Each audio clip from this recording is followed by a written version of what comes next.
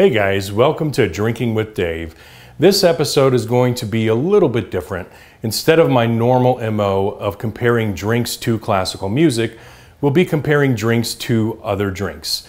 And we're back in the world of Scotch today, where we will be comparing three of the most popular peated Islas. And that is the Ardbeg 10, the Laphroaig 10, and you guessed it, the Lagavulin 16. So I have had all three of these individually. I love all three of these for different reasons, but I have never had them in a side-by-side comparison before. So this will be a pretty interesting experiment for me to see how they hold up in direct comparison like that. But first, let's go ahead and look at some of the specs on these, and we'll start with the Lagavulin 16. So this one is aged 16 years. It comes in at 43% ABV. It is chill filtered and colored and clocks in at 35 ppm on the peat scale, which is a little bit lower than the other two. This is sort of known as the gentler side of peated Islas. So next we'll move on to the Laphroaig. So this one is aged 10 years. Also comes in at 43% ABV. And it is also chill filtered and colored and clocks in at 45 ppm. And finally, onto the Ardbeg. So the Ardbeg here is aged 10 years, clocks in at 46% ABV, a little bit higher than the other two. It's non-colored and non-chill filtered and comes in at 55 ppm. So just on the surface, based off specs alone, Ardbeg makes the stronger case here as the only one that's both non-chill filtered and non-colored, and also has a slightly higher ABV. As for the ppm, if you're wondering what that stands for, that's a measure of phenols in the barley, parts per million. It is basically a way of measuring the peatiness of a Scotch. So for those unfamiliar with the process, peat is a type of organic soil that has accumulated decomposing vegetation over time. And that peat is used as fuel for the fire that dries the barley in the kilning process. And what happens is that barley, as it absorbs that smoke, phenols are released, which absorb into that barley, giving it that unique flavor. ppm is basically a measure of phenols parts per million, which is one way of determining the influence of peat in a whiskey. All right, so now we're gonna see what's on the nose. We've got the Lagavulin over here. We've got the Laphroaig in the middle, and we have the Ardbeg over here. So we're gonna go ahead and start with the Lagavulin. Okay, so you get the usual notes that you would get from most peated Islas. Salt, ocean water, peat, but there's a lot of complexity here too. There's a lot of character. There's a little bit of sweetness, and that sweetness is blending with those other components really well. I'm getting some caramel notes, orange, actually probably more orange than anything else, and maybe some rocks. You know, there's a bit of an earthy quality to this one as well that blends really well with the sweetness.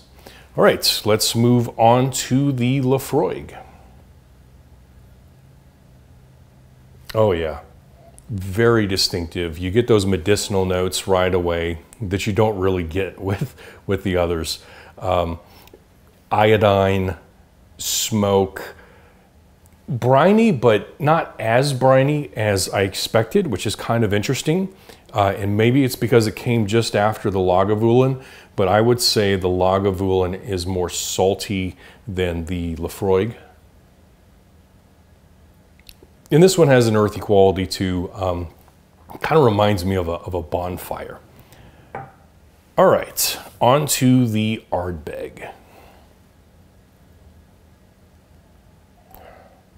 Okay, so this has citrus tones, but they're different than the citrus tones you get over here, whereas with the Lagavulin I was getting more orange, with the Ardbeg I'm getting more lemon.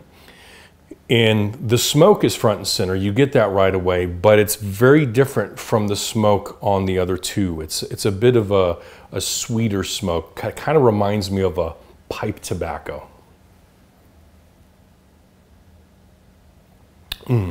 Getting some fresh cut grass, peat, charcoal, maybe just a little bit of black pepper.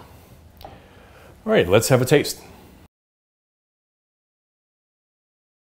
Now, because all of these are heavily peated and tend to linger on the tongue, I do have some water here and I will be cleansing the palate in between each one.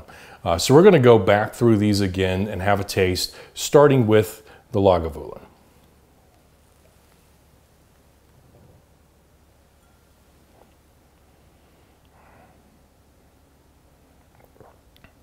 So you get that smoky characteristic, but it's very approachable.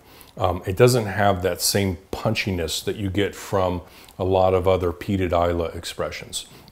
I'm also picking up lemon, seawater, leather,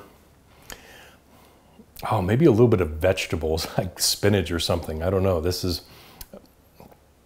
I've never noticed that before.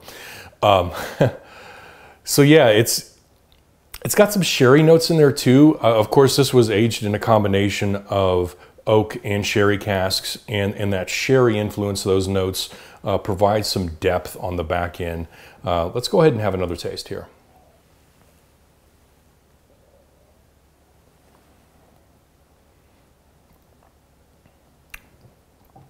Getting some maraschino cherries, some dry leaves, and perhaps a little bit of ash on the finish. All right, let's cleanse the palate and onto the Laphroaig.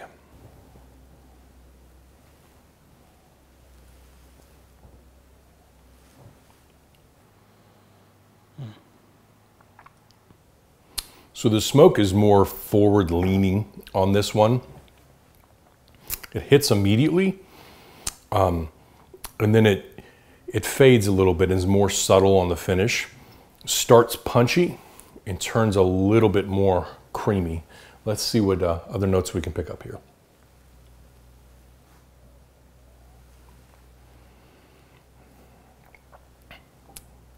Getting some dark chocolate, green olives, and that medicinal quality that it makes this decipherable from just about every other Islay.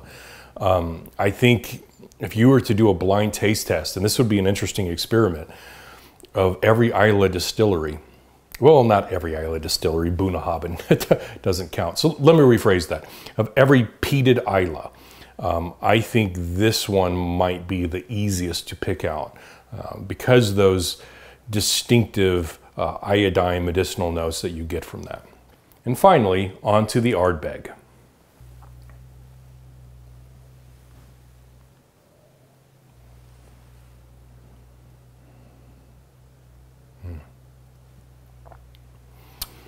So this has all the typical characteristics you would expect. Smoke, peat, salt, but it also has a meaty quality that the other two are lacking. It's almost like a burnt brisket note in there. And what's interesting is it doesn't hit as strong right up front as you're expecting, but then it grows through the finish, and that smoke really hits you on that second wave and then lingers long afterwards.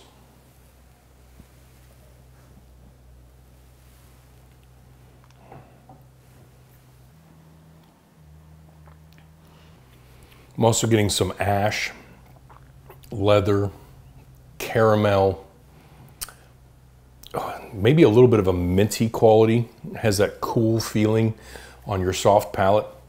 And there's an earthiness in there too. Almost like soil and rocks after a good rain.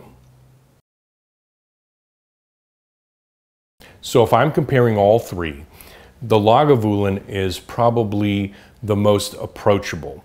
The peat's there, it's strong, it's present, but it's not as punchy as the other two. Whether or not this is your favorite or your least favorite probably depends on whether you're looking for something a little bit more rugged or a little bit more refined. Now the Laphroaig was surprisingly muted. You know, it still has that characteristic punchiness up front, but that quickly fades into something that's more subdued than I really anticipated. And that was brought to light being in direct comparison with the Ardbeg. With that said, the flavor profile is so distinctive from other scotches, and it's something that I personally really like in the Laphroaig. As for the Ardbeg does the exact opposite of the Laphroaig. I'm still tasting the Ardbeg, and I will probably be tasting the Ardbeg for the next 15 minutes. So it's probably a good thing we didn't start with that one. Aside from that, it's meaty, it's hearty, and it kind of reminds me of an espresso. You know, when you drink an espresso, before you get that bitterness on the back and the caffeine kicks in, you get a little bit of sweet on the front of the tongue. With that said, I love all three of these, but having them all in side-by-side comparison was a little eye-opening, because while I do like the profile of the Laphroaig, I'm actually leaning a little bit toward the Ardbeg right now. And as for the Lagavulin, this is also in a different price range than the other two. So unless you have a clear preference for it, I sort of feel like you really have to be in the mood for a Lagavulin 16. Anyway, let me know if you enjoyed this type of video. You know, if you'd like to see more videos like this. My typical format is to choose one drink and then make musical comparisons, but I'm not opposed to making other videos outside of that format and doing more of these types of videos. So let me know what you think in the comments. I would love to hear from you. Thank you guys so much for watching. Don't forget to subscribe and stay tuned for future videos. Take care.